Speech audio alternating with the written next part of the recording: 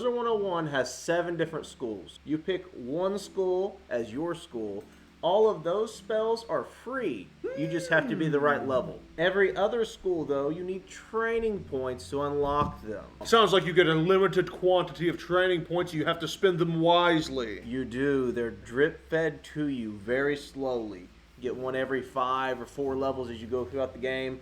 There are some quests you can do to get more, but they are limited. Right now, I'm on a max level wizard, and I only have 3. And if you look at my deck, every card in my deck right now, I had to spend 1 training point to get. Ooh. So how are we going to do a training point tutorial if I already have all the spells and have no training points? You're going to use Mommy's credit card. I'm going to use Mommy's credit card. Oh my dear God! And how many do we have now? 66 training points. That's a lot of training points. So you would have had like 40-ish. But you did the Zeke quest in every world. I have and done some of the Eloise quests. I have done every Zeke quest and every Eloise quest and the crafting quest in Celestia. But today we're going to show you how to spend your training points to make your quest through as easy as possible. If you are deaf, you can skip this step because you've already had the game served to you on a silver platter on easy mode. Every other school in the game needs to, first and foremost, train death. Core, what's so special about death? Why is death so important right off the bat? Because of Flint? This right here is what you're wanting to get to. Level 22, you unlock Faint, which is the best buff in the entire game. It never gets better than this. You can enhance this spell, but this is the strongest one unless you're talking about Backdraft or other X-rank spells. But this is the Mac Daddy. So right off the bat, we're gonna train down to Faint. Right? Ghoul, which is nice at low level because you can heal while you do damage. A terrible shield, whatever. Another hit and heal. And when you get here, do not click the golem. Skip the golem and click Faint and train that. Boom. You just got the best utility in the game. It's a free 70 damage. Overpowered. Boar, the balance tree can give you blades for elemental and spirit. So depending on what school you are, you want to train your set first. I am on a myth, so there's spirit for a trap, 30% trap, and spirit for a blade, 35% blade. Just based off what we've done so far, look at all the different buffs you can stack on yourself now. You have your regular blade, which you get in your own school, but then you get a 70 trap, a 35 blade, and a 30 trap. We're doing damage just off these first 2 little pinky toe dips into the pool. This is like level 30.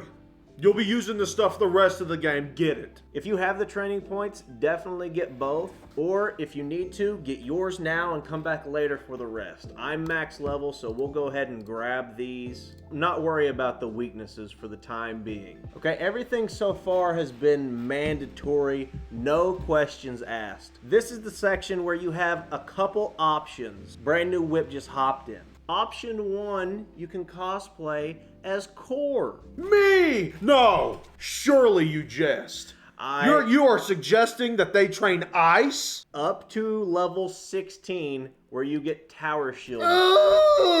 It is a very good shield if you do a lot of soloing. 50% resist. Tower Shield, minus 50% to the next incoming spell. Optional. I probably will use it once every 3 months, but I have it now. That's generous. And option 2, similar. Instead of shielding, now you're looking to go into healing. Oh, this is better. And this one you'd be training up to Satyr if you wanted to go into life. Again, skip the Golem and Satyr. That's a good heal. 860 for 4 pips? That's a big heal! Now this is our updated list of useful spells we've trained so far. We have some buffs, we have a good shield, and a big heal. But, like I said, the Ice and Life Path are both optional. And if you're doing this on a playthrough, you will have to pick one or the other. and do it as you go along. You're not going to be able to buy them off the rip like old Boar. Cool, we were walking to the next spell we were going to get, and it made something pop into my head to remind everyone. With those elemental and spirit blades we trained earlier, I just want to note that is the only way you can get a blade on an ice before level 38. Yeah, of course. It is a must-have. Your only blade you have access to is an ice. Ice just gets worse every breath. And another optional thing, but I believe I prefer over the Ice and Life path, is training Dispels of every school. That seems a tad excessive IMO. I suggest it once you hit max level for sure. Core, why don't you explain what a Dispel even is? You cast it and it makes a spell dis. It gives them pretty much a 1000% fizzle rate. And it steals the pips. And while we're here, also, reshuffle. You want that more. This is the better of the options, IMO. I train everything this lady has to offer except Life Trap. Now, why does she have Life Trap?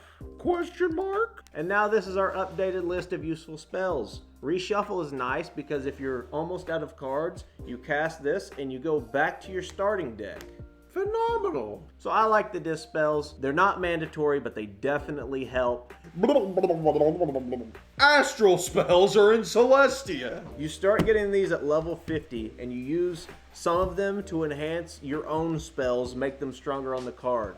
Other ones, you put a bubble around yourself, and it makes you stronger for so many rounds.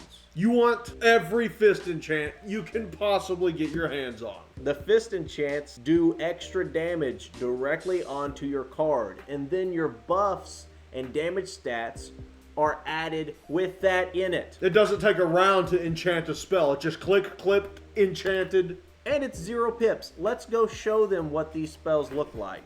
This is one of the very first good trainers you encounter in the game. We are in the floating land. Strong giant. Monstrous gargantuan. So you don't want to get these accuracy ones. They're not good.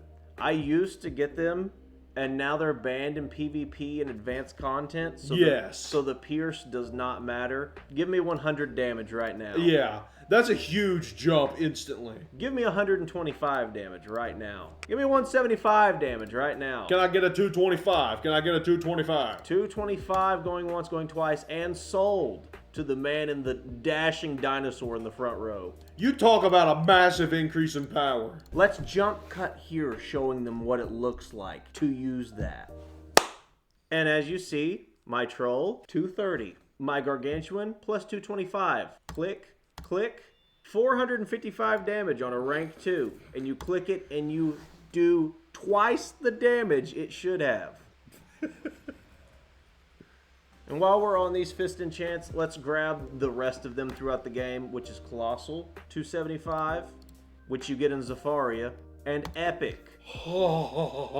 which is the best in the game currently. You get it at level 110 in the Arcanum, 300 damage. Updated list of trained spells. Now, Cor, we've gone over the sun magic in Astral. What is the other school in Astral that we want to grab? It's definitely not Moon. They just polymorph you and give you a random deck with no resist or outgoing damage whatsoever. Terrible. Don't train Moon. In Astral, you have Sun, Star, Moon. First two are goated. Moon is garbage. Star is the bubble that you cast around you for so many rounds, and it enhances your stats. Fortify, one of the first ones you encounter, gives you 15% more resist 4 rounds.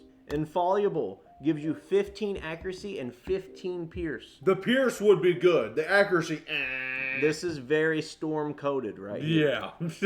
And Berserk. It increases your damage output by 30%, but your input is increased by 40%. The Fent aura.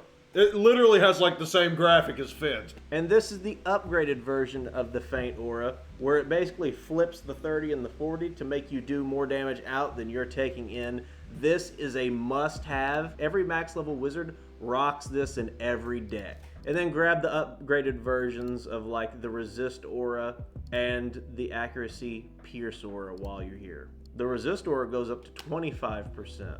During your quest through, in Azteca, you have access to these school-specific auras, 25%. just get the faint auras. They do more damage. Updated list of good spells that we've trained, added in the auras. And these are a must-have. You want Sharpened Blade, which adds 10% enhancement to any blade, and Potent Trap, which adds 10% to any trap. And the best part is these can stack, so you can put a 70% feint and an 80% feint, and they will stack. Stacking fence is where the game expands. Very good spells. Those are two of the best, other than the Fist Enchant.